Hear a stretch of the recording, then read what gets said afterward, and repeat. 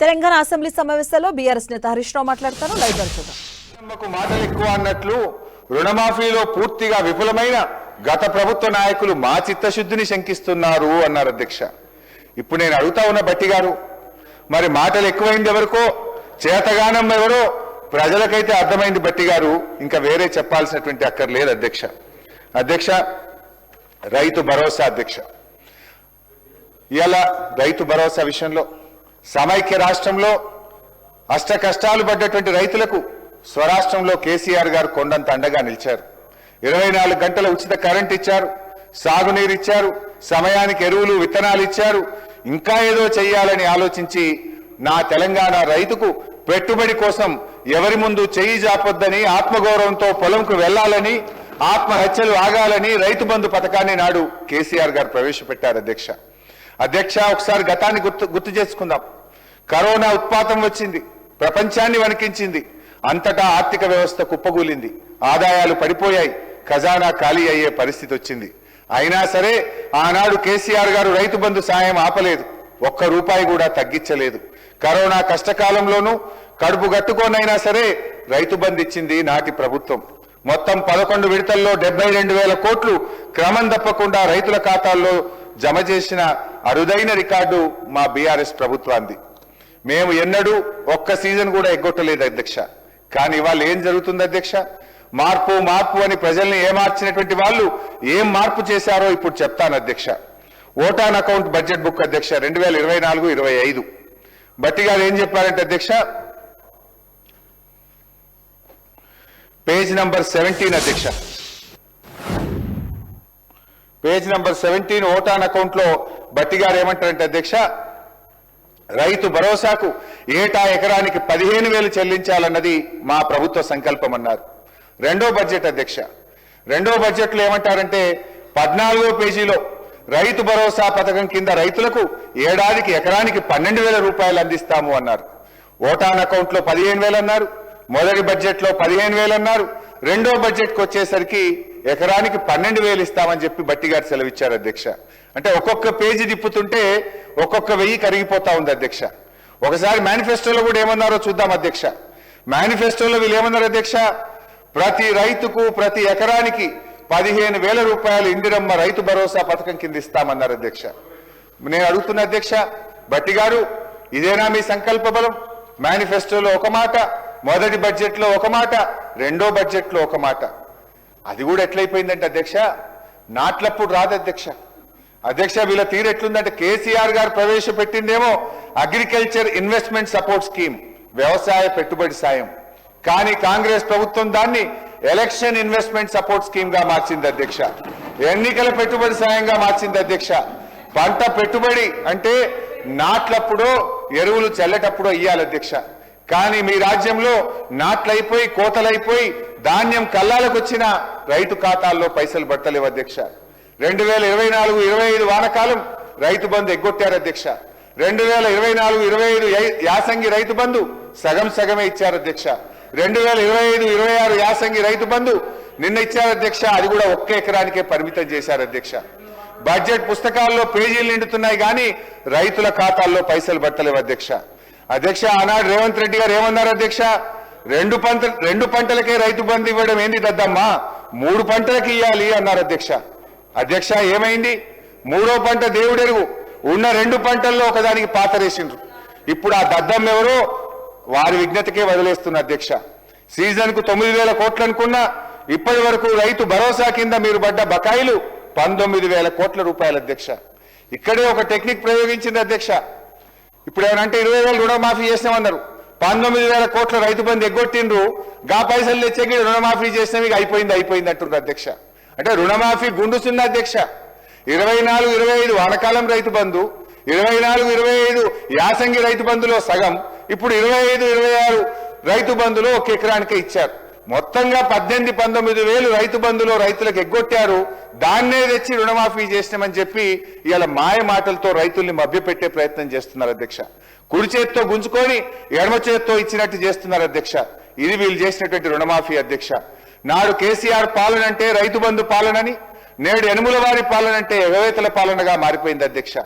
నాడు రైతుల ఖాతాల్లో నిధుల వరద, నేడు రైతుల కళ్ళల్లో కన్నీళ్ల వరద అధ్యక్ష రైతు భరోసాని నమ్మించి ఈరోజు 19,000 కోట్ల రూపాయలు 3 పంటల మీద రైతాంగానికి ఇవ్వకుండా మోసం చేసిన విషయం అధ్యక్ష నేను ఒకటే అడుగుతా ఉన్నా, మీరు ఇచ్చిన మాట ప్రకారంగా మేనిఫెస్టోలో చెప్పిన విధంగా, మొదటి బడ్జెట్లో చెప్పిన విధంగా రైతు భరోసా 15,000 రూపాయలకి ఎప్పుడు పెంచుతారో, మరి మీరు బకాయి పడ్డ 19,000 రైతు బంధు డబ్బులు ఎప్పుడు ఇస్తారో చెప్పాలని చెప్పి గౌరవనీయులు భట్టి గారిని కోరుతా ఉన్న అధ్యక్ష. అదేవిధంగా బోనస్ విషయంలో అధ్యక్ష, మొదటి బడ్జెట్ 2024-25 19వ పేజీలో బోనస్ గురించి బోలెడు మాటలు చెప్పారు అధ్యక్ష. రాష్ట్రంలో సన్న రకం వరి ధాన్యాల సాగును ప్రోత్సహించడానికి ప్రభుత్వం 33 రకాల వరి ధాన్యాలను గుర్తించిందని, వాటిని పండించే రైతుకు క్వింటాల్కు 500 రూపాయల బోనస్ ఇవ్వాలని నిర్ణయించినట్టుగా బడ్జెట్ ప్రసంగంలో చెప్పారు అధ్యక్ష.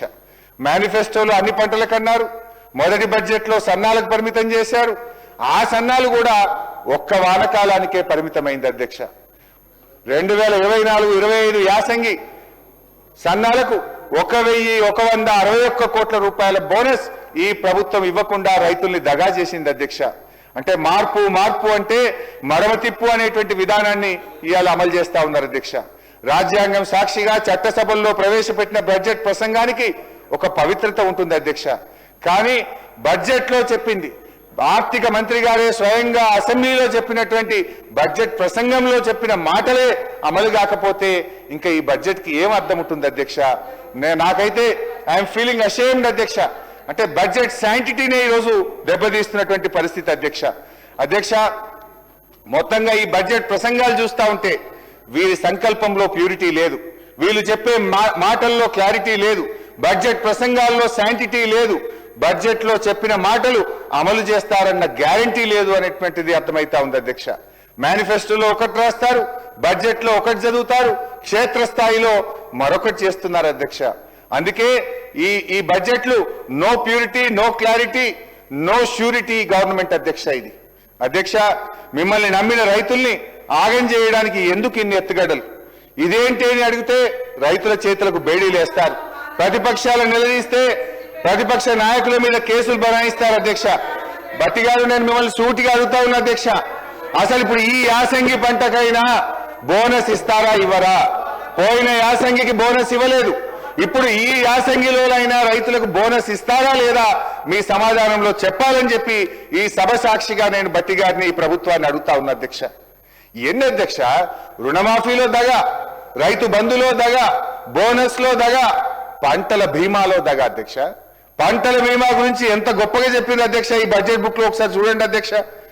బడ్జెట్ బుక్ లో అధ్యక్ష పేజ్ నెంబర్ 19 అధ్యక్ష, పేజ్ నెంబర్ 19లో చాలా గొప్పగా చెప్పారు అధ్యక్ష. ఏం నేను సొంతంగా చెప్తలేను, ఇవన్నీ మీరు చెప్పిన మాటలే చెప్తున్నా అధ్యక్ష. ఈ సంవత్సరం నుండి ప్రధానమంత్రి ఫసల్ బీమా పథకంలో చేరాలని నిర్ణయించాం. ఈ పథకం కింద రైతులకు చెల్లించాల్సిన బీమా కూడా రాష్ట్ర ప్రభుత్వమే చెల్లిస్తుంది. రైతులకు పైసా ఖర్చు లేకుండా వారు చేసిన పంటలకు పూర్తి భద్రత ఈ ప్రభుత్వం కల్పిస్తుంది అని చెప్పారు అధ్యక్ష. మరి ఏమైంది అధ్యక్ష? దీనికి బడ్జెట్లో 1,300 కోట్ల రూపాయలు కేటాయిస్తున్నామని చెప్పారు అధ్యక్ష.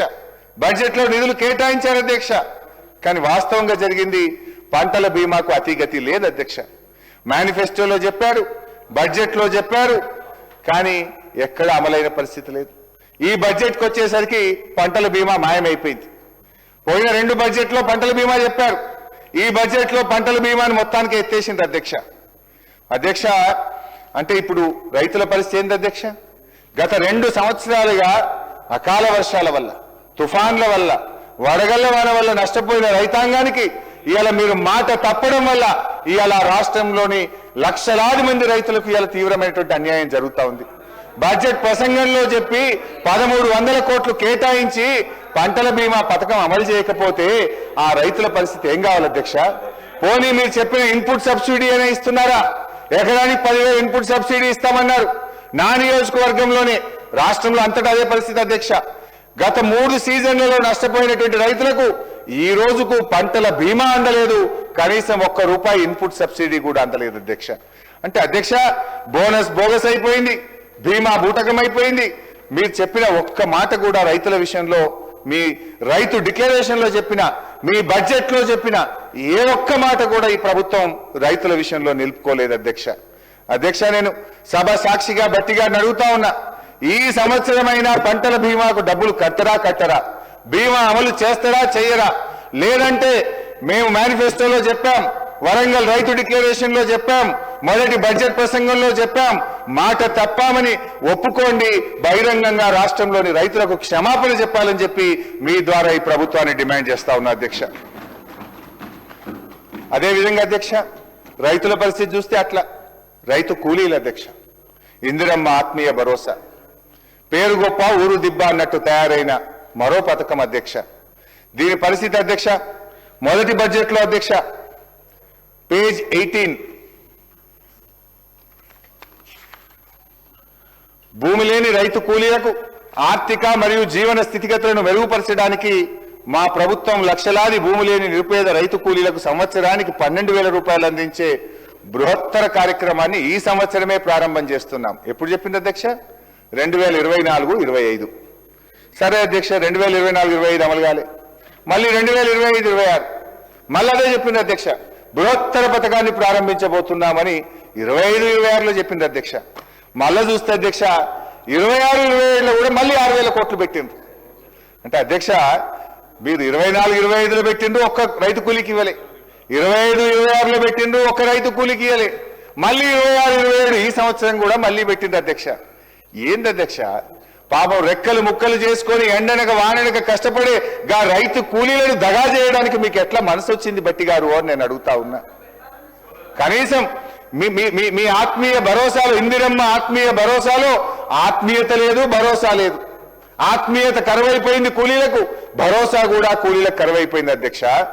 2 బడ్జెట్లో నిధులు కేటాయించి అమలు చేయకపోవడం ఆ నిరుపేద కూలీలకు ఈ సర్కారు చేసినటువంటి క్షమించరానటువంటి ద్రోహం అధ్యక్ష. ఇది అధ్యక్ష, పాపం పెద్దలు కీర్తిశేషులు ఇందిరాగాంధీ గారు భౌతికంగా మరణించారు, కానీ ఈ ప్రభుత్వం చేస్తున్న వాగ్దానాలు నైతికంగా వారు మరణిస్తా ఉన్నారు. వారి పేరు పెట్టి, ఇందిరమ్మ పేరు పెట్టుకోనన్న పథకం అమలు చేయరా అధ్యక్ష?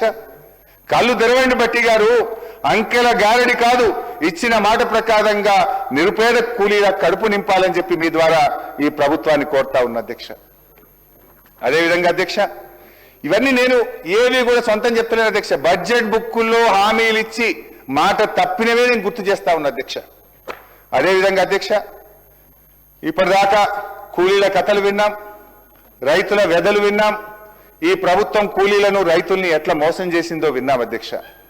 అదేవిధంగా అధ్యక్ష, ఈ ప్రభుత్వం యొక్క నమ్మక ద్రోహానికి బలై నెత్తురు చిందించిన నిరుద్యోగుల వ్యతలు కూడా వినిపించే ప్రయత్నం చేస్తా అధ్యక్ష. ఓటాన్ అకౌంట్లో అధ్యక్ష, ఓటాన్ అకౌంట్ బడ్జెట్లో బట్టి గారు ఏం చెప్పారంటే అధ్యక్ష, చెప్పిన మాట ప్రకారంగా జాబ్ క్యాలెండర్ తయారు చేసి ప్రక్రియ ప్రారంభించాము అని ఓటాన్ అకౌంట్లో చెప్పారు అధ్యక్ష. మొదటి బడ్జెట్ అధ్యక్ష, నియామక ప్రణాళిక క్యాలెండర్ను త్వరలోనే ప్రకటిస్తున్నాము అని మొదటి బడ్జెట్లో చెప్పారు అధ్యక్ష. రెండో బడ్జెట్ అధ్యక్ష, రెండో బడ్జెట్లో గత ప్రభుత్వం నది దాటే వరకు ఓడమల్లయ్య, దాటిన తర్వాత బోడమల్లయ్య అనే విధంగా ప్రవర్తించిందని మమ్మల్ని విమర్శించారు రెండో బడ్జెట్లో అధ్యక్ష. మరి ఈ బడ్జెట్ వచ్చేసరికి 26-27 అధ్యక్ష, ఈ బడ్జెట్లో నిరుద్యోగుల ఊసే లేదు, జాబ్ క్యాలెండర్ జాడే లేదు, దాని ప్రస్తావనే లేదు అధ్యక్ష. ఒక్కసారి మేనిఫెస్టోలో కూడా ఏం పెట్టారో చూద్దాం అధ్యక్ష. మేనిఫెస్టో అధ్యక్ష, ఇది కాంగ్రెస్ మేనిఫెస్టో అధ్యక్ష.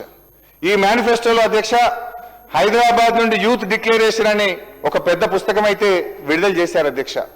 ఈ మేనిఫెస్టోలో ఏం చెప్పారంటే అధ్యక్ష, మొదటి సంవత్సరంలోనే 2 లక్షల ప్రభుత్వ ఉద్యోగాలు భర్తీ చేస్తామని హామీ ఇచ్చారు అధ్యక్ష. నేను అడుగుతా ఉన్న బట్టి గారిని, ఆ 2 లక్షల ఉద్యోగాలు ఇచ్చారా?